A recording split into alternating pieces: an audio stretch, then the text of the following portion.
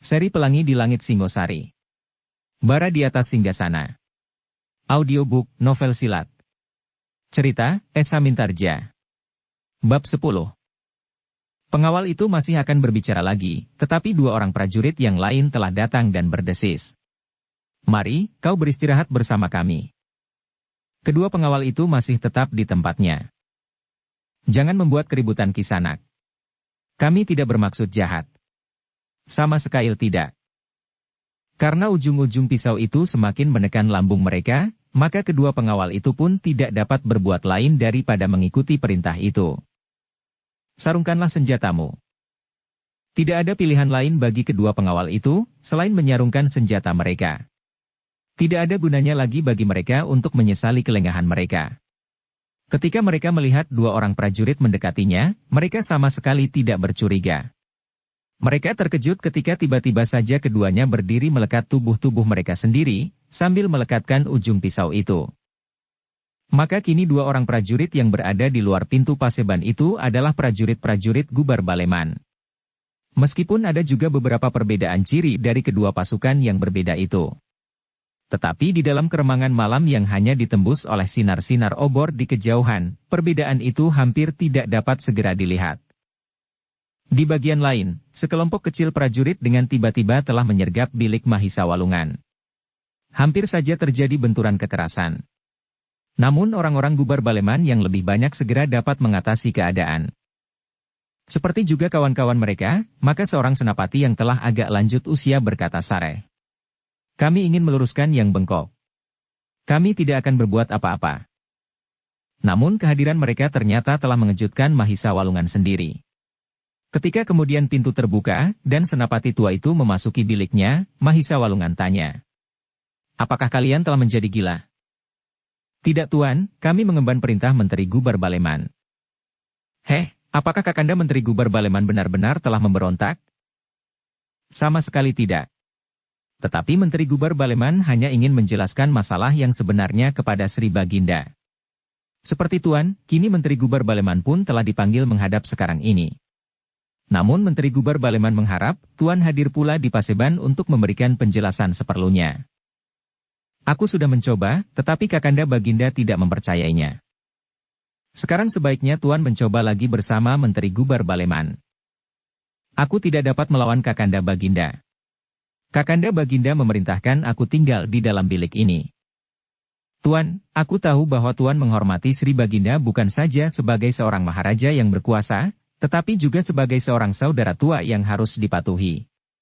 Tetapi kini kita berdiri di simpang jalan. Kita harus memilih. Seperti yang sudah Tuan mulai, meskipun tidak seizin Baginda, dengan pemusatan pasukan di sebelah utara Ganter. Maka sebaiknya Tuan juga melakukannya sekarang. Tampaknya Tuan memang melawan Kakanda Baginda, tetapi semuanya itu justru untuk kepentingan Sri Baginda dan Kediri." Mahisa Walungan masih juga ragu-ragu. "Kediri menunggu Tuan. Kalau Tuan ragu-ragu, maka Kediri akan mengeluh, karena kini Kediri benar-benar tanpa pelindungan apapun." Mahisa Walungan masih merenungi kata-kata senapati tua itu. Keputusan Tuan ditunggu oleh seluruh rakyat Kediri, sebelum Kediri tenggelam oleh banjir bandang dari Singasari. Sebenarnya tidak niat sama sekali pada Mahisa Walungan untuk melanggar perintah kakaknya. Tetapi Tuan itu benar-benar telah menyentuh hatinya, ia memang sudah melanggar perintah kakaknya dengan pemusatan pasukan di sebelah utara Ganter itu.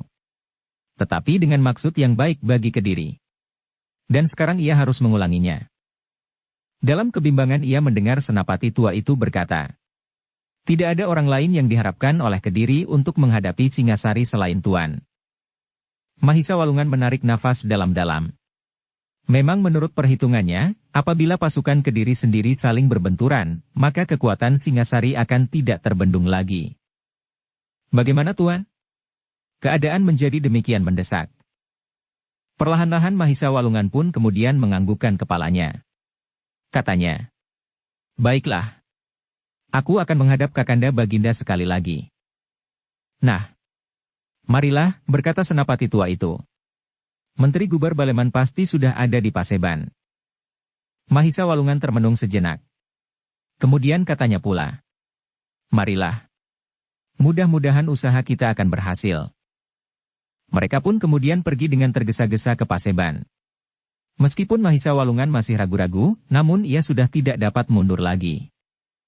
Pada saat itu Baginda dengan herannya sedang bertanya kepada Gubar Baleman tentang Mahisa Walungan. "Apakah kau mengigau, he?" bentak Sri Baginda. "Mahisa Walungan sama sekali tidak ada di halaman." "Ampun tuanku, Adinda Mahisa Walungan benar-benar di halaman." Adinda Mahisa Walungan datang bersama hamba dari perbatasan, karena tuanku memanggil hamba. Adinda Mahisa Walungan merasa perlu mengikuti hamba, bila mungkin tuanku juga memerlukannya. "Gila. Kau sudah gila, Gubar Baleman!" Sri Baginda Kertajaya berteriak. Tetapi Gubar Baleman menjadi terheran-heran. Dengan wajah yang memancarkan pertanyaan dipandanginya para menteri dan senapati yang sudah ada di dalam Paseban itu pula. "Tuanku," berkata Gubar Baleman kemudian. "Bukanlah hamba ada di perbatasan bersama Adinda Mahisa Walungan?" Sri Baginda Kertajaya menjadi semakin tidak tahan mendengar jawaban Gubar Baleman itu, sehingga ia pun berteriak. "Hei Gubar Baleman, kalau memang Mahisa Walungan ada di depan Paseban, panggil ia kemari." Gubar Baleman menjadi ragu-ragu sejenak. Tetapi kemudian dibungkukannya kepalanya dalam-dalam sambil menjawab. "Baik tuanku. Hamba akan memanggil Adinda Mahisa Walungan." "Cepat," bentak Sri Baginda. Gubar Baleman pun kemudian beringsut dari tempatnya, mundur ke pintu Paseban. Meskipun demikian ia masih juga cemas, apakah orang-orangnya yang akan mengambil Mahisa Walungan dari tempatnya itu sudah berhasil. Kalau mereka gagal, maka Gubar Baleman pun pasti akan gagal pula dengan segala rencananya. Dengan dada berdebar-debar Gubar Baleman keluar dari pintu Paseban. Dilihatnya dua orang prajurit yang berada di luar pintu dengan senjata telanjang. Namun kemudian ia pun tersenyum. Orang itu adalah orang-orangnya. Sejenak ia berdiri dengan gelisah, karena ia belum melihat seorang pun di halaman Paseban. Apalagi Mahisa Walungan. Sejenak ia berdiri termangu-mangu, sedang keringat dinginnya telah mulai membasahi punggungnya. Namun kemudian ia pun menarik nafas dalam-dalam. Dari kegelapan dilihatnya beberapa orang prajurit mengawal Mahisa Walungan ke halaman Paseban. "Ha," desis Gubar Baleman yang menyongsongnya. "Aku sudah hampir kehabisan akal." "Aku tidak mengerti," berkata Mahisa Walungan. "Kita bersama-sama baru datang dari perbatasan," jawab Gubar Baleman. Mahisa Walungan termangu-mangu. "Jangan bingung. Anggaplah bahwa kita baru datang," berkata Gubar Baleman pula. Lalu diberitahukannya apa yang sudah direncanakannya malam ini. Mahisa Walungan menggeleng-gelengkan kepalanya. Jangan berkesan bahwa Adinda baru keluar dari bilik tahanan. Adinda Mahisa Walungan baru datang dari perbatasan. Permainan apa lagi yang akan kita lakukan? Untuk kepentingan Kediri. Mahisa Walungan mengangguk-anggukan kepalanya. Baiklah. Maka keduanya pun kemudian melangkah ke pintu Paseban dengan dada yang berdebar-debar. Demikian keduanya melangkahi pintu, maka setiap orang di dalam Paseban itu terperanjat pula karenanya. Mereka melihat Gubar Baleman datang benar-benar bersama Mahisa Walungan. Dan tiba-tiba saja Sri Baginda menutup kedua matanya dengan tangannya sambil berteriak. Gila, gila. Apa saja yang telah kalian lakukan ini? Heh, Mahisa Walungan, benarkah kau Mahisa Walungan? Mahisa Walungan menjadi terheran-heran. Setelah duduk di hadapan Kakanda Baginda ia berkata, apakah Kakanda Baginda tidak mengenal hamba lagi? Heh, bukankah kau yang kemarin aku panggil dari Gantar dan kemudian ditangkap dan dimasukkan ke dalam tahanan? Hamba baru datang dari perbatasan Kakanda Baginda. Baru saja bersama Kakang Gubar Baleman. Gila, gila. Apakah aku memang sudah gila? Tiba-tiba Sri Baginda berdiri sambil berteriak. Ambillah orang yang kemarin dimasukkan ke dalam tahanan itu. Apakah orang itu bukan Mahisa Walungan? Beberapa orang menjadi termangu-mangu. Cepat, suruhlah penjaga mengambil Mahisa Walungan yang kemarin dimasukkan ke dalam tahanan itu. Kehadiran Mahisa Walungan dan Baginda Kertajaya yang tiba-tiba saja berteriak-teriak itu ternyata telah membuat mereka yang hadir di Paseban menjadi bingung. Mereka tidak segera mengerti apa yang harus mereka lakukan. Karena itu, maka Sri Baginda menjadi semakin marah karenanya. Dengan lantang sekali lagi ia berteriak. Suruhlah penjaga memanggil Mahisa Walungan. Seorang senapati akhirnya mengerti juga maksud Sri Baginda itu. Dengan tergesa-gesa ia bergeser keluar pintu Paseban. Ketika ia melihat penjaga dengan senjata telanjang, maka katanya, "Panggil Mahisa Walungan." Penjaga itu menjadi terheran-heran. "Panggil Mahisa Walungan." Senapati itu pun ikut berteriak. Tetapi bukankah Adinda Sri Baginda, Mahisa Walungan telah ada di dalam Paseban? Bukan orang itu, tetapi Mahisa Walungan yang kemarin ditangkap dan dimasukkan ke dalam tahanan. Penjaga-jaga itu saling berpandangan sejenak. Yang seorang kemudian bertanya, "Di manakah Adinda Baginda itu ditahan?" "Gila kau. Kemarin." Yang kemarin dipanggil Sri Baginda, kemudian ditahan di bilik tahanan istana. Karena penjaga-jaga itu masih saja keheran-heranan, maka senapati itu pun membentak, "Pergi, dan panggil orang itu." Penjaga-jaga itu tidak membantah lagi. Salah seorang dari mereka membungkuk dalam-dalam. Kemudian ia pun pergi dengan penuh keraguan-raguan. Senapati itu pun menjadi ragu-ragu pula. Akhirnya ia tidak segera masuk kembali ke dalam Paseban, tetapi disusulnya seorang penjaga yang pergi memanggil Mahisa Walungan. "Tunggu," panggil senapati itu. Prajurit yang telah melangkah dengan tergesa-gesa itu pun, lalu berhenti. Ketika ia melihat senapati itu menyusulnya, maka ia pun kemudian berdiri tegak menunggu. "Aku pergi bersamamu." Senapati itu tidak menunggu jawaban prajurit penjaga itu. Ia pun kemudian melangkah dengan tergesa-gesa ke bilik tahanan Mahisa Walungan. Ketika ia melihat beberapa orang penjaga di muka bilik itu, maka dengan serta-merta ia berkata, "Aku memerlukan orang di dalam tahanan itu." Pemimpin penjaga itu berdiri saja seperti patung. Dengan wajah yang aneh ia memandangi senapati yang datang itu. Sri Baginda memanggil Mahisa Walungan. "Keluarkan orang itu, dan marilah kita bawa menghadap." Tetapi, jawab pemimpin penjaga, "Di sini tidak ada seorang pun. Tidak ada seorang tahanan di dalam bilik ini." "Gila. Mahisa Walungan. Kemarin Mahisa Walungan dimasukkan ke dalam bilik ini." Pemimpin penjaga itu menggeleng. "Sejak aku menerima penyerahan penjagaan semalam, aku tidak menerima penyerahan seorang tahanan pun." "Heh, jangan mengigau." Senapati yang mendengar Sri Baginda berteriak-teriak itu pun berteriak pula. "Lihat di dalam bilik itu." Pemimpin penjaga itu pun kemudian membuka pintu bilik tahanan yang sempit itu. Namun di dalam bilik itu tidak terdapat seorang pun. "Tidak ada seorang pun di dalam bilik ini," berkata pemimpin penjaga itu. "Tidak ada seorang tahanan yang ada di dalamnya. Apalagi Adinda Sri Baginda, Mahisa Walungan." Senapati itu mengerutkan keningnya. Ketika Mahisa Walungan menghadap di Paseban kemarin, ia sendiri melihatnya. Tetapi kini Mahisa Walungan itu datang bersama Gubar Baleman. Senapati itu menjadi bingung. Pasti ada kecurangan, tiba-tiba ia berteriak. "Kalian atau para penjaga sebelum kalian? Aku akan pergi ke regol halaman dalam. Kalau para penjaga tidak melihat Mahisa Walungan datang bersama Menteri Gubar Baleman, maka kalianlah yang akan digantung di alun-alun besok. Tentu bukan kami, tetapi penjaga sebelum kami. Mereka harus ditangkap, dan harus bertanggung jawab atas hilangnya seorang tahanan. Apalagi kalau tahanan itu benar-benar Mahisa Walungan." Senapati itu tidak menjawab. Tetapi dengan tergesa-gesa ia melangkah ke pintu gerbang halaman dalam istana Kediri. Ketika ia melihat beberapa orang prajurit berdiri berjajar di regol halaman, maka ia berkata di dalam hatinya, "Mereka tidak akan dapat ditipu. Mereka memang mendapat tugas untuk menutup regol itu dengan ujung-ujung senjata, agar Menteri Gubar Baleman tidak dapat melepaskan diri meskipun ia membawa beberapa orang pengawal."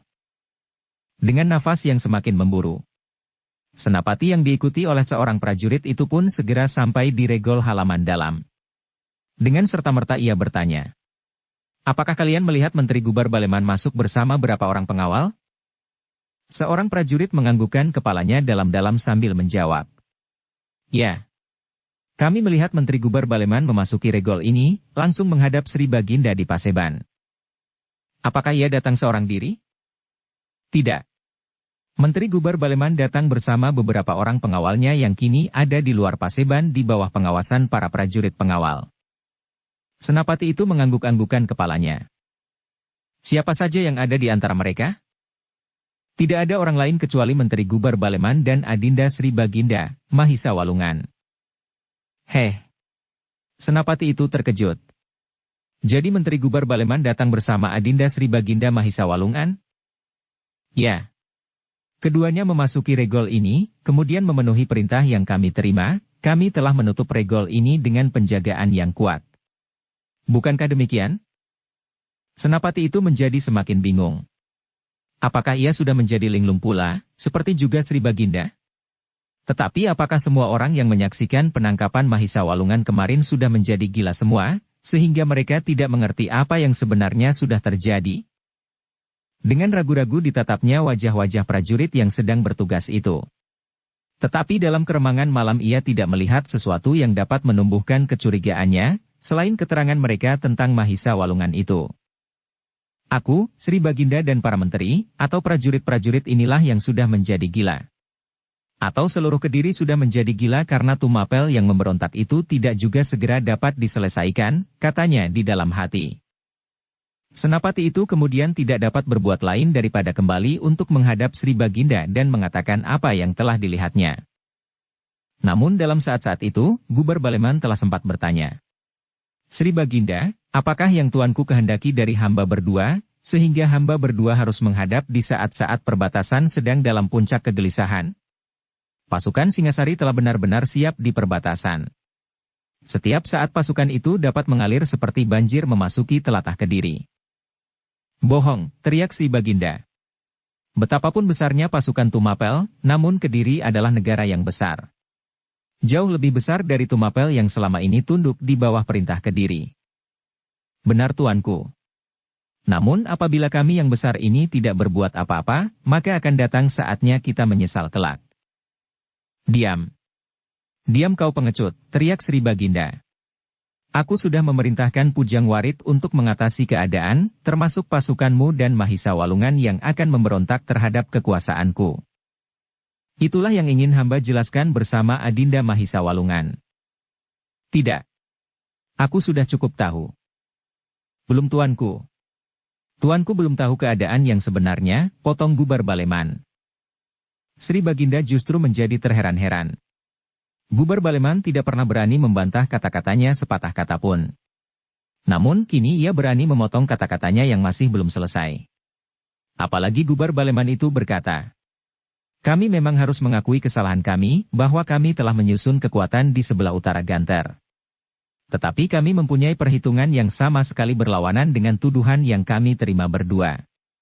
Kalau kami ingin melawan kekuasaan Sri Baginda atas Kediri, maka kami tidak akan sebodoh itu, dengan menyusun kekuatan di luar kota Kediri dalam waktu yang berlama-lama. Demikian pasukan itu tersusun, kami akan langsung melakukan perlawanan sebelum usaha kami itu tercium oleh kalangan lain. Tetapi kami memang tidak berniat demikian. Kami menunggu banjir bandang yang akan melanda Kediri. Itu adalah suatu pengabdian yang ikhlas, meskipun kami akan dianggap bersalah. Kami telah melampaui tugas yang tuanku berikan kepada kami, semata-mata karena kecintaan kami kepada Kediri dan kesetiaan kami kepada kekuasaan Sri Baginda di Kediri. Sebab tanpa Kediri, tuanku tidak akan berarti apa-apa lagi. Cukup, cukup, teriak Kertajaya. Namun kemudian mulutnya serasa terbungkam. Meskipun bibirnya bergetar, tetapi ia tidak mengucapkan sepatah kata pun juga. Tuanku. Gubar Baleman masih berkata terus. Menurut penilaian kami, pasti ada 1 atau 2 orang yang telah berbuat kesalahan di dalam istana ini sepeninggal kami. Kami tidak tahu apa yang telah dilakukan oleh Pujang Warit. Senapati yang masih muda itu. Sehingga Sri Baginda begitu percaya kepadanya, untuk mengatasi keadaan Kediri yang sedang kemelut ini. Apakah itu bukan berarti suatu kemunduran bagi kekuatan Kediri? Kau terlampau sombong Gubar Baleman. Akulah yang berkuasa di Kediri. Bukan kau. Aku wenang untuk menentukan apa saja yang aku anggap baik. Tetapi tidak dalam keadaan serupa ini. Demi kesetiaan kami kepada Sri Baginda, maka kami tidak dapat membenarkan tindakan Sri Baginda saat ini. Itu adalah tanda setia kami. Kalau kami tidak mempunyai kesetiaan yang mantap, kami akan tidak ambil pusing lagi. Kami tidak akan memusatkan pasukan di sebelah utara Ganter, karena kami masih mempunyai kesanggupan untuk melarikan diri, lebih tepat dengan perlindungan pasukan kami dari setiap orang di Kediri ini. Gila, kau sudah gila Gubar Baleman. Apakah kau tidak sadar, bahwa aku akan dapat menjatuhkan hukuman kisas kepadamu pada saat ini juga? Kalau itu yang paling baik bagi Sri Baginda, aku tidak ingkar. Tetapi aku sudah berbuat sesuatu untuk Kediri, untuk kelangsungan kekuasaan Sri Baginda. Tiba-tiba Sri Baginda Kertajaya terdiam. Sejenak ia menatap wajah Gubar Baleman tajam-tajam. Kemudian dipandanginya kepala Mahisa Walungan yang tunduk. Tiba-tiba saja Sri Baginda berpaling kepada kedua penasihatnya sambil bertanya. Heh, bagaimana pertimbanganmu? Bukankah kau yakin bahwa Pujang Warit mengatakan yang sebenarnya, dan kau sependapat bahwa Mahisa Walungan dan Gubar Baleman berbahaya bagi kedudukanku saat ini? Kedua penasehat itu seolah-olah membeku di tempatnya. Darahnya serasa berhenti mengalir. Mereka tidak menyangka bahwa mereka akan dihadapkan langsung kepada dua orang senapati tertinggi itu. Heh, kenapa kalian diam saja, bentak Sri Baginda. Keduanya menjadi semakin gelisah. Apalagi ketika mereka melihat sorot mata Gubar Baleman yang seakan-akan membakar wajah mereka yang menjadi semakin pucat. Berkatalah terus terang, geram Gubar Baleman. Tetapi Sri Baginda segera memotong. Aku yang bertanya. Bukan kau. Gubar Baleman segera terdiam. Tetapi sorot matanya tidak terlepas dari kedua penasehat Baginda itu. Sedang penasehat-nasehatnya yang lain menjadi terheran-heran, apakah yang telah dilakukan oleh kedua kawan-kawannya itu. Aku bertanya kepada kalian berdua. Berbicaralah seperti yang kau katakan kepadaku itu. Ampun Baginda, sembah salah seorang daripadanya. Hamba memang yakin akan hal itu, kalau apa yang dikatakan oleh Pujang Warit itu memang benar. Apa kata Pujang Warit? Bertanya Baginda pula. Bukankah hal itu dikatakannya di hadapan tuanku? Aku tahu, aku tahu. Tetapi ulangi, apa yang dikatakannya? Kedua orang itu menjadi semakin berdebar-debar. Sekilas disambarnya wajah Gubar Baleman, tetapi segera ia melemparkan tatapan matanya menghindari sorot mata menteri yang sedang menahan kemarahan di dadanya itu. Apa kata Pujang Warit? Sri Baginda berteriak panjang sekali. Kalau apa yang dikatakan oleh Pujang Warit itu memang benar. Ampun tuanku, berkata salah seorang dari mereka. Menurut Pujang Warit yang dikatakannya kepada tuanku, bahwa Adinda Sri Baginda mengadakan pemusatan pasukan di sebelah utara Gantar. Tetapi kesiagaan itu sama sekali tidak diarahkan kepada pasukan Singasari, karena menurut Pujang Warit kekuatan Singasari itu memang tidak seberapa besar. Pujang Warit sendiri dengan diam-diam pernah pergi ke perbatasan bersama beberapa orang pasukan Sandi.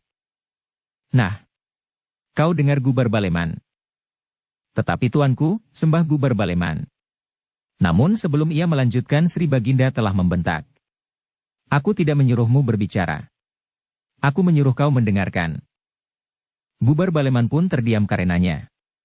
Tetapi ia sama sekali tidak melepaskan tatapan matanya. Ayo, katakan. Apa pula yang sudah dikatakan oleh Pujang Warit?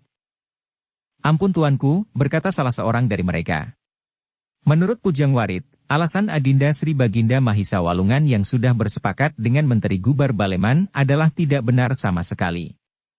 Untunglah Sri Baginda waspada, sehingga Sri Baginda tidak menyerahkan semua kekuatan kepada keduanya. Namun demikian mereka telah mencoba menyusun kekuatan atas pengaruh mereka sendiri di sebelah utara Gantar. Hei Gubar Baleman, berkata si Baginda lantang. Apakah kau masih akan ingkar? Dan kau Mahisa Walungan. Apakah kau Mahisa Walungan? Ya Kakanda Baginda. Hamba adalah Mahisa Walungan. Sri Baginda mengerutkan keningnya. Lalu tiba-tiba ia berteriak.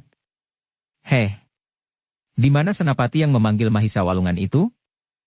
Sejenak paseban itu menjadi sepi ketika Sri Baginda berhenti berbicara. Dipandanginya saja pintu paseban. Sejenak ia menunggu senapati yang disuruhnya memanggil Mahisa Walungan. Tetapi ternyata senapati itu sedang kebingungan. Ketika ia sampai di pintu paseban, diiringi oleh prajurit yang menyertainya, ia melihat sesuatu yang aneh baginya. Ia melihat ciri keprajuritan yang lain dari prajurit pengawal. Senapati itu menarik nafas dalam-dalam. Tetapi ia tidak begitu bodoh untuk segera menegurnya. Tiba-tiba saja ia berkata, Aku masih belum yakin. Aku akan mengulangi sekali lagi. Aku akan pergi ke bilik tahanan itu. Prajurit yang mengawalnya menjadi heran. Tetapi ia tidak membantah. Katanya, "Marilah, aku antarkan." Keduanya pun pergi dengan tergesa-gesa ke bilik tahanan Mahisa Walungan. Sekali lagi senapati itu bertanya. Dan ia mendapat jawaban yang sama. Tetapi yang penting baginya, prajurit-prajurit yang bertugas itu pun sama sekali bukan prajurit pengawal. Aku akan meyakinkan sekali lagi ke pintu gerbang. Mungkin ada di antara mereka yang melihat kedatangan Menteri Gubar Baleman. Semuanya melihat, jawab prajurit yang mengikutinya. Senapati itu tidak menjawab. Tetapi ia berjalan saja ke pintu gerbang. Di sudut-sudut halaman ia masih melihat beberapa orang prajurit berjaga-jaga. Tetapi senapati itu tidak yakin bahwa prajurit itu adalah pengawal istana yang memang bertugas di sana. Tetapi senapati itu tidak menghiraukannya. Ia mempercepat langkahnya.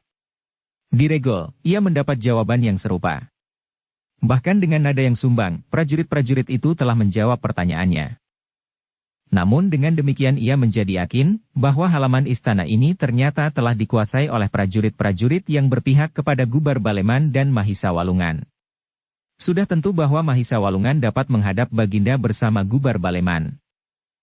Sekali lagi senapati itu harus menahan hatinya. Ia masih berpura-pura bingung ketika kemudian ia memasuki pintu Paseban. "Heh, cepat," bentak Sri Baginda. "Apakah kali tidur di halaman heh?" Senapati itu segera duduk di tempatnya. Ditenang-tenangkannya perasaannya agar kata-katanya tidak menjadi tumpang suh. "Di mana Mahisa Walungan?" bertanya Sri Baginda. "Ampun tuanku. Adinda Baginda Mahisa Walungan yang kemarin adalah Adinda Baginda yang sekarang ini menghadap." "Gila. Itu tidak mungkin. Kemarin ia berada di dalam tahanan. Bagaimana mungkin ia kini berada di Paseban dan datang bersama-sama Gubar Baleman?" Senapati itu menarik nafas dalam-dalam. Dipandanginya wajah Gubar Baleman sejenak. Kemudian diedarkannya pandangan matanya berkeliling. Katanya di dalam hati. Apabila Sri Baginda sendiri tidak turun tangan, tidak ada orang yang dapat menyentuh tubuh Mahisa Walungan. Kemudian masih harus diperhitungkan Gubar Baleman dan prajurit-prajuritnya di halaman. Kenapa kau tiba-tiba menjadi bisu?" teriak Sri Baginda. Senapati itu memang tidak segera dapat menjawab. Berbagai macam persoalan sedang berkecamuk di dalam dadanya. Sekali-sekali ditatapnya wajah Sri Baginda yang menjadi kemerah-merahan, kemudian dipandanginya sorot mata Gubar Baleman yang seakan-akan menyala. Hanya Mahisa Walungan sajalah yang duduk tenang dan bahkan menundukkan kepalanya. "Cepat, katakan. Apa yang kau lihat di bilik itu? Setan atau demit?" "Tuanku." Senapati itu menarik nafas dalam-dalam. "Sebenarnya hamba akan mengatakan apa yang hamba lihat di halaman istana. Tetapi sebelumnya hamba mohon ampun bahwa mungkin apa yang hamba katakan itu tidak masuk akal sama sekali." "Katakan, katakan," teriak Sri Baginda. Senapati itu bergeser sejengkal. Setelah sekali lagi ia menarik nafas dalam, barulah ia berkata, "Tuanku, ternyata halaman istana tuanku kini sudah dikuasai oleh para prajurit yang telah melawan terhadap kekuasaan tuanku." "Aku menolak keterangan itu," potong Gubar Baleman. Diam kau Baleman." Sri Baginda menjadi semakin marah, sehingga darahnya serasa berhenti mengalir. Ulangi. "Ampun tuanku. Halaman istana ini sudah dikuasai oleh para pemberontak." Sejenak Sri Baginda Kertajaya diam mematung. Namun wajahnya seakan-akan telah membara. Dipandanginya senapati itu sejenak, kemudian Mahisa Walungan yang tunduk dan sejenak kemudian sorot mata Gubar Baleman. Dengan suara yang parau gemetar Sri Baginda kemudian berkata, "Pengkhianat. Kalian telah benar-benar memberontak." "Ampun tuanku," sahut Gubar Baleman. "Hamba sama sekali tidak berniat untuk memberontak. Tetapi hamba hanya sekedar ingin mendapat kesempatan untuk berbicara. Apabila tuanku berkenan, hendaklah tuanku memanggil Pujang Warit. Kita akan berbicara dengan hati terbuka. Seandainya ada salah paham, biarlah kita dapat menemukan titik pertemuan. Tetapi apabila kita saling dihinggapi oleh nafsu pribadi, maka semuanya akan menjadi jelas. Tuanku akan tahu dengan pasti, siapakah yang bersalah, dan siapakah yang benar." Dada Sri Baginda serasa akan pecah karenanya. Kepada Senapati yang melaporkan keadaan halaman istana itu ia bertanya. Di mana para pengawal? Apa semuanya sudah mati? Hamba belum tahu tuanku. Dan pengawal yang ada di pintu Paseban? Bukan prajurit pengawal istana. Tetapi prajurit medan yang tiba-tiba saja sudah ada di depan pintu dengan senjata telanjang. Terdengar Sri Baginda menggeram. Gubar Baleman dan Mahisa Walungan. Kini kalian sudah menguasai istana. Apa kehendakmu sebenarnya? Hamba tidak menghendaki apa-apa tuanku, selain kepercayaan tuanku kepada kami untuk menyelamatkan Kediri, untuk menyelamatkan kedudukan Sri Baginda sendiri yang kini terancam. Bohong. Kalian benar-benar telah memberontak. Heh, Mahisa Walungan. Kenapa kau diam saja? Apakah kau takut menghadapi kenyataan ini, melihat dirimu sendiri sebagai seorang pemberontak? Mahisa Walungan mengangkat wajahnya, tetapi ia tidak menjawab. Nah, apalah kau menghendaki agar aku menyerahkan tahta sekarang ini setelah kau mengepung istana selagi diadakan Paseban darurat kali ini? Terdengar suara Mahisa Walungan lambat. Tidak Kakanda Baginda. Lalu apa maumu, hei? Ampun tuanku. Gubar Balemanlah yang menjawab. Kalau hamba tidak berbuat serupa ini, hamba tidak akan mendapat kesempatan sama sekali untuk berbicara, karena hamba akan segera ditangkap dan dimasukkan ke dalam bilik yang gelap dan sempit tanpa kesalahan, justru karena hamba bertekad untuk mempertahankan Kediri. Tetapi sekarang hamba dapat mengatakan isi hati hamba, dan sekali lagi hamba mohon, agar Pujang Warit dipanggil menghadap, dan kedua penasehat Baginda itu pun agar tetap tinggal di Paseban. Keringat dingin telah mengaliri seluruh tubuh kedua penasehat itu. Mereka tidak menyangka bahwa Gubar Baleman akan berani melakukan perlawanan langsung, justru di hadapan Sri Baginda sendiri. Tetapi aku dapat menggantung kalian sekarang juga. Apakah itu kau sadari Gubar Baleman? Itulah sebabnya hamba telah menyingkirkan para prajurit yang mungkin akan melaksanakan perintah Sri Baginda itu. Pengkhianat, pengkhianat. Hamba telah mencoba berbuat sebaik-baiknya buat Kediri dan buat tuanku. Hamba mohon tuanku sudi memanggil senapati muda itu, agar semuanya menjadi jelas. Sri Baginda tidak segera menjawab. Dilemparkannya tatapan matanya menembus pintu Paseban yang tidak tertutup rapat. Tampaklah cahaya yang kekuning-kuningan di halaman. Ternyata bahwa pagi hari telah tiba. Pada saat itu Pujang Warit telah datang ke sebelah utara Ganter sambil mengemban perintah Sri Baginda, bahwa semua pasukan itu kini langsung di bawah perintah Pujang Warit, seorang senapati Pandega yang masih muda. Perintah itu mendapat tanggapan yang sama sekali tidak diduga oleh Pujang Warit. Seorang senapati tua yang menyambutnya berkata, "Kau jangan mengada-ada anak manis. Tidak baik kita saling bertengkar. Aku tahu bahwa kau sudah mengumpulkan beberapa pasukan prajurit di padukuhan sebelah, yang terdiri dari pasukan pengawal, pasukan keamanan dan pasukanmu sendiri." Darah Pujang Warit serasa mendidih karenanya. Ia tidak menyangka bahwa pasukan di sebelah utara Ganter itu menanggapi perintah Sri Baginda dengan cara yang demikian. Ia masih mengharap pengaruh keputusan Sri Baginda itu. Tetapi agaknya akan sia-sia. Apakah aku harus mempergunakan kekerasan? Ia berkata di dalam hatinya. Namun ia sadar bahwa kekuatan pasukan di sebelah utara Ganter itu terlampau besar. Karena itu maka Pujang Warit tidak dapat segera mengambil keputusan. Ia harus berpikir berulang kali. Dan ia masih melihat sikap senapati tua yang tidak menyenangkan itu. Tetapi Pujang Warit pun tidak segera berputus asa. Ia masih mencoba menjajaki sekali lagi. Apakah kalian di sini sudah mendengar bahwa Mahisa Walungan dan Gubar Baleman sudah ditangkap? Bertanya Pujang Warit kemudian. Karena ternyata Sri Baginda sudah mendengar berita, bahwa keduanya akan menyalahgunakan pasukan yang sudah dikumpulkannya di Ganter ini untuk kepentingan mereka. Aku memang mendengar, jawab senapati tua itu. Mahisa Walungan memang sudah ditangkap. Tetapi Gubar Baleman masih belum ditangkap. Ia justru pergi ke istana untuk membebaskan Mahisa Walungan. Terasa jantung Pujang Warit menjadi semakin cepat berdetak. Dipandanginya senapati tua itu sejenak, lalu ia pun bertanya. Apakah kau menyadari kata-katamu itu? Tentu, kenapa? Apakah itu bukan suatu pengakuan bahwa Gubar Baleman telah memberontak? Pujang Warit mengumpat di dalam hatinya ketika ia melihat senapati itu justru tertawa. katanya. Memang mungkin sikap yang demikian itu tidak dikehendaki. Terutama oleh orang-orang yang tidak ingin melihat Kediri tetap menjadi suatu negara yang kuat. Apa maksudmu? Memang Gubar Baleman dapat dikatakan memberontak. Tetapi bukan itulah yang dimaksudkan. Ia tidak ingin mengusik tahta dan apalagi kehancuran Kediri. Ia justru berbuat sebaliknya. Inilah yang tidak kau ketahui. Atau sengaja tidak kau mengerti. Wajah Pujangwarit menjadi merah, apalagi ketika senapati tua itu meneruskan. Bukankah kau ada di sini ketika Adinda Sri Baginda Mahisa Walungan memberikan penjelasan tentang maksud pemusatan pasukan ini?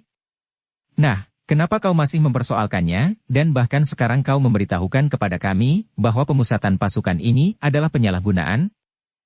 Sejenak Pujangwarit tidak dapat menjawab. Ditatapnya wajah senapati tua itu dengan tajamnya. Kemudian ketika pandangan matanya beredar, dilihatnya pula senapati-senapati yang lain memandangnya dengan tegang. Tetapi, berkata Pujangwarit kemudian, Sri Baginda sudah memerintahkan menangkap Mahisa Walungan dan Gubar Baleman. Kemudian menempatkan kalian di bawah perintahku.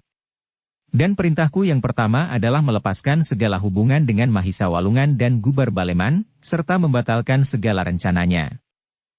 Senapati tua itu tertawa. Katanya, kau adalah seorang senapati muda yang berani. Tetapi kau ternyata tidak secerdas yang kami duga.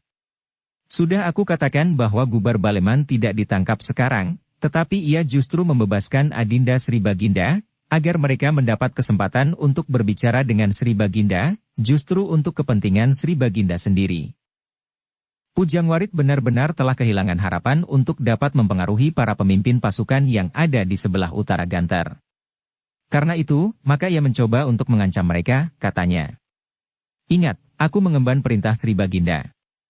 Sri Baginda adalah pemegang kekuasaan tertinggi di Kediri. Aku sudah tahu, jawab senapati tua itu.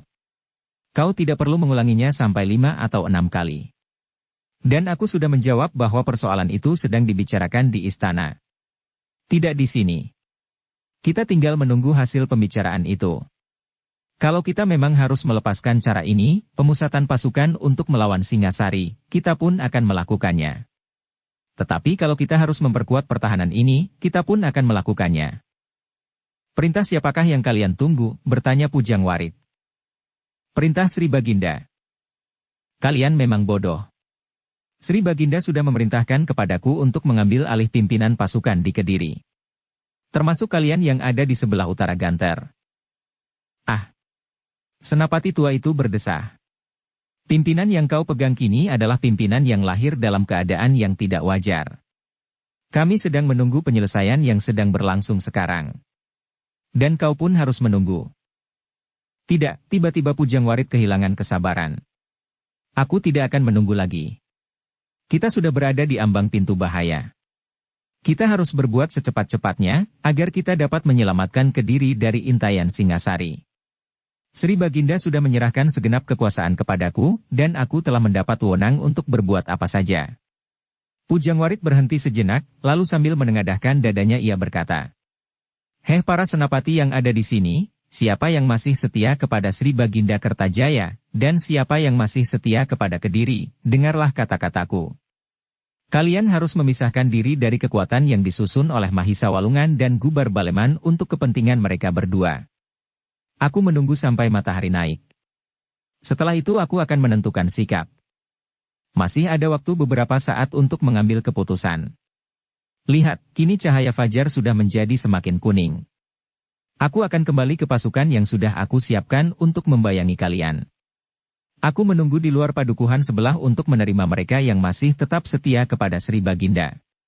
Bagi mereka yang ingkar akan janjinya sebagai seorang prajurit, aku tidak bertanggung jawab apa yang akan terjadi atas mereka. Kekuasaan Sri Baginda Kertajaya tidak dapat dianggap sebagai permainan yang tidak berarti. Sejenak para senapati itu terdiam.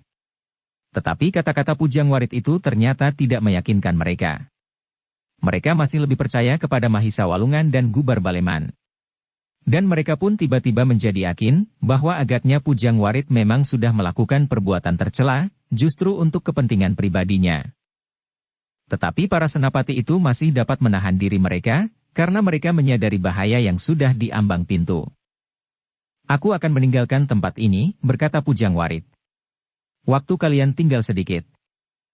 Senapati tua itu memandangi Pujangwarit dengan pandangan yang aneh. Tampaknya senapati tua itu akan tersenyum, tetapi agaknya ia ingin bersungguh-sungguh. Aku berkata sebenarnya, sambung Pujangwarit. Aku tidak bermain-main.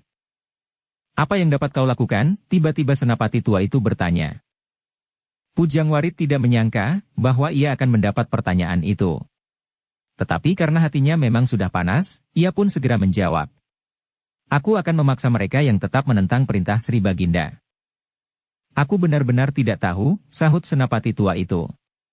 Kenapa kau dapat menjadi seorang pandega, melampaui pangkatku? Apalagi kini mendapat kekuasaan langsung dari Sri Baginda. Maaf, bahwa menurut penilaianmu aku bukanlah seorang prajurit yang baik. Tetapi aku pun mendapat perintah dari atasanku yang mempunyai wewenang lebih tinggi daripadamu. Kalau kau berpangkal kepada perintah Sri Baginda maka agaknya hal itu masih sedang dijernihkan. Tetapi yang perlu kau ketahui adalah, bahwa kau tidak akan dapat memaksa kami.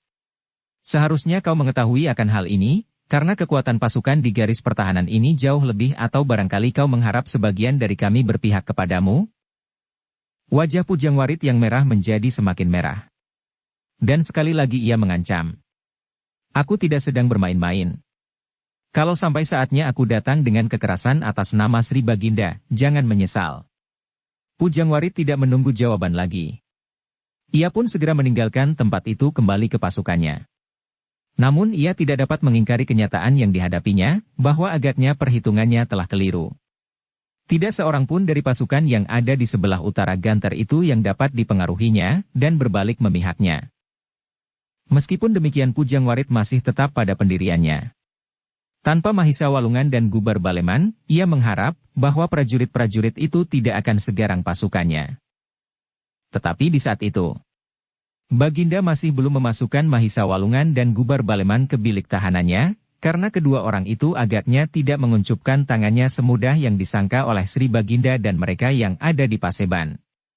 Apalagi kini ternyata bahwa halaman istana itu sudah dikuasai oleh prajurit-prajurit yang berpihak kepada keduanya. Tuanku, berkata Gubar Baleman. Apakah tuanku dapat mengabulkan permohonan hamba itu? Jika senapati muda yang bijaksana itu ada di sini, maka tuanku akan segera dapat menyelesaikan masalah ini. Kemudian yang kita hadapi tinggallah bahaya yang kini sudah berdiri berjajar di pagar halaman. Tumapel, Tumapel, teriak Sri Baginda. Apakah kau tidak dapat menyebut kata-kata lain daripada Tumapel? Kau benar-benar seorang pengecut. Seharusnya dengan sebelah kakimu, Tumapel dapat kau injak sampai hancur. Tetapi kau biarkan Tumapel tetap menjadi persoalan, supaya kau mempunyai alasan untuk memusatkan pasukan di sebelah utara Ganter. Sudah hamba katakan tuanku, hal inilah yang ingin hamba jelaskan. Kalau tuanku sempat menyaksikan sendiri kesiagaan Singasari, maka tuanku tidak akan percaya kepada cerita itu.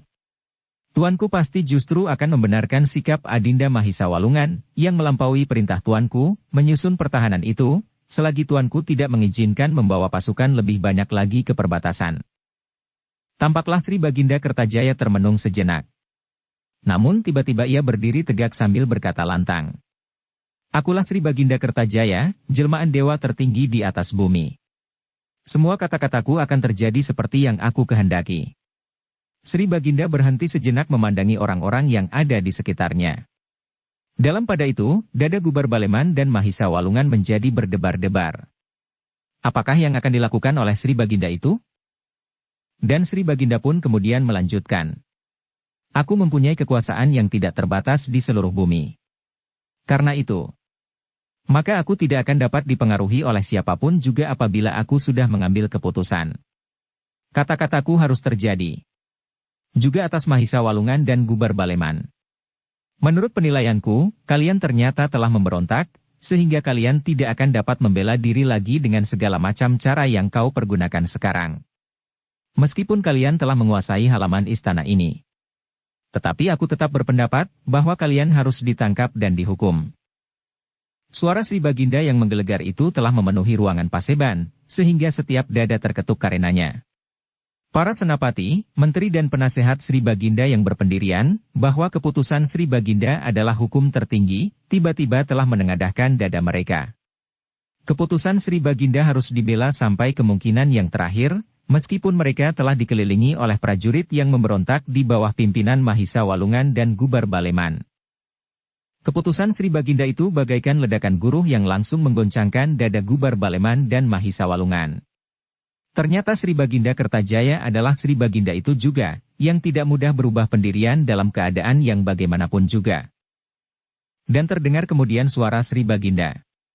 Mahisa Walungan dan Gubar Baleman, kalau kau tetap pada pendirianmu, melakukan perlawanan terhadap kekuasaanku.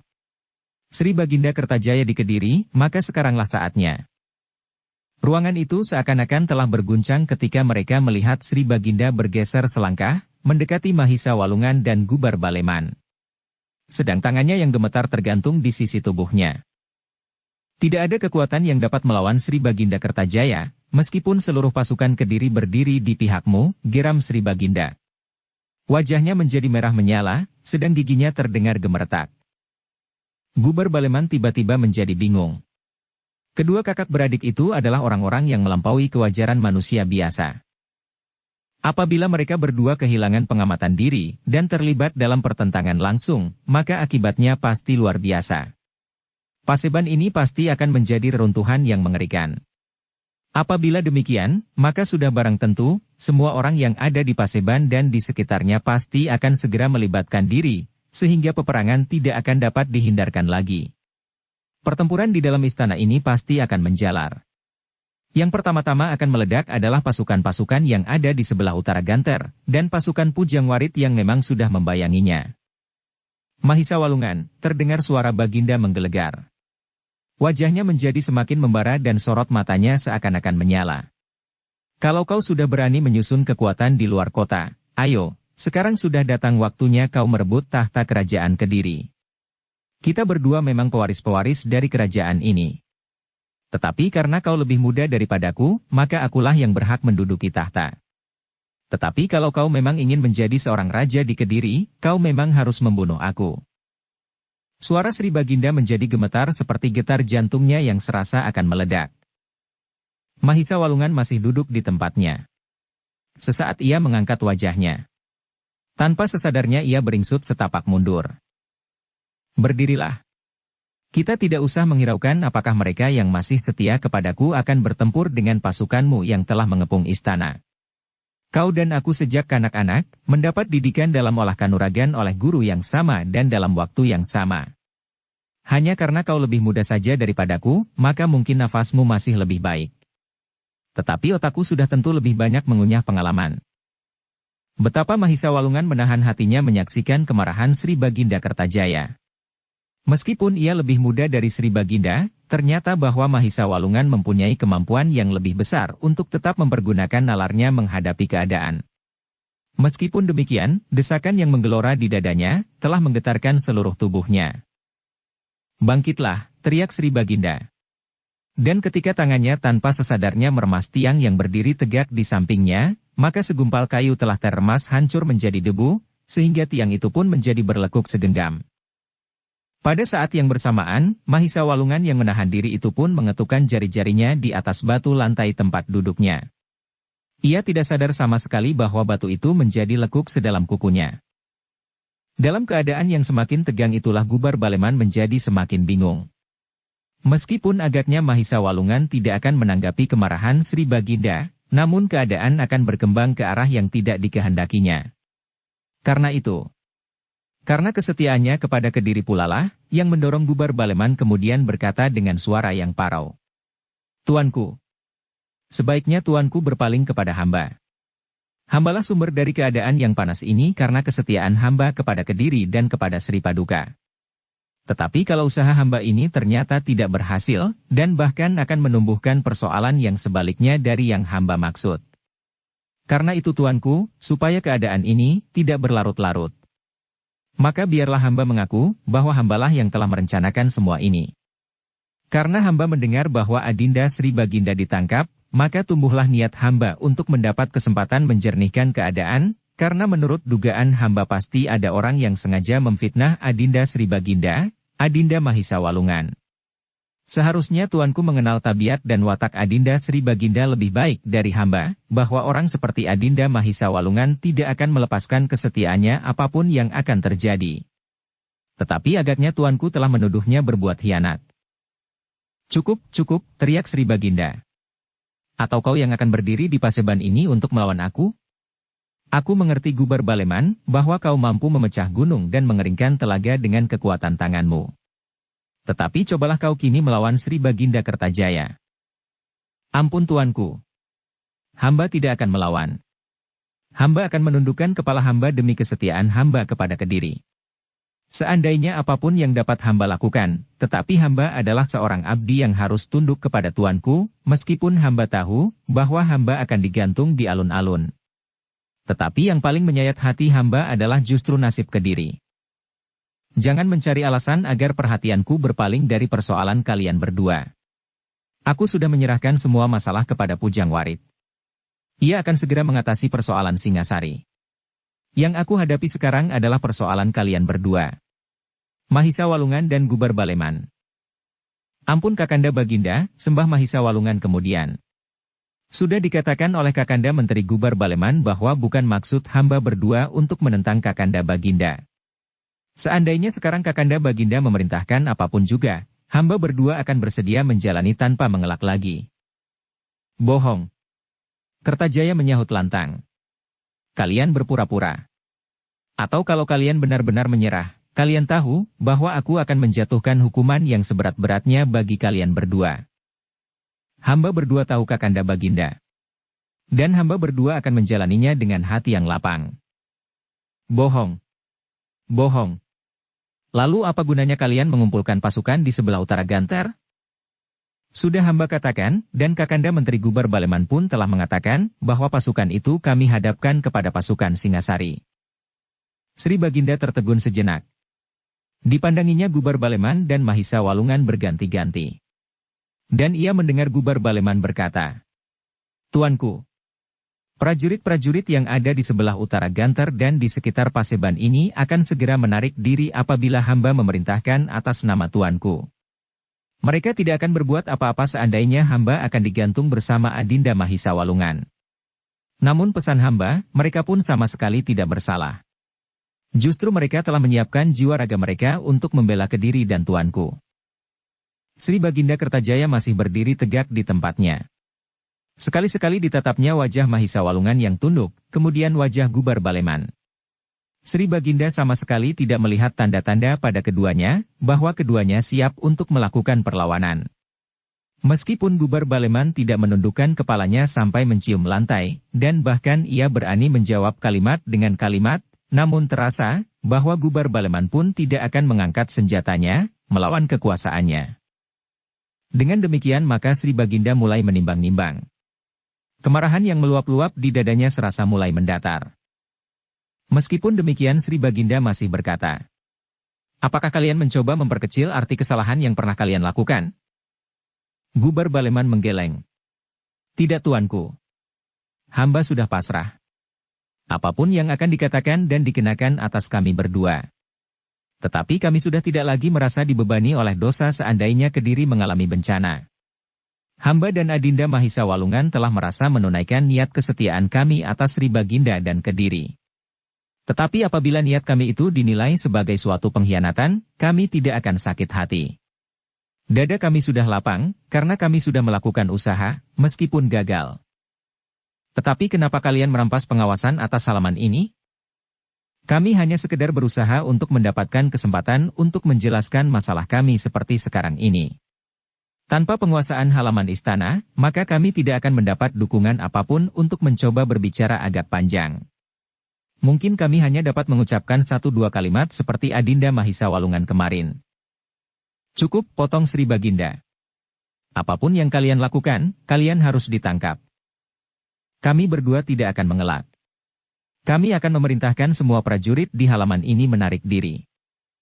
Bersambung ke bab 11. Dukung kami dengan subscribe, follow, like, komen dan share. Terima kasih.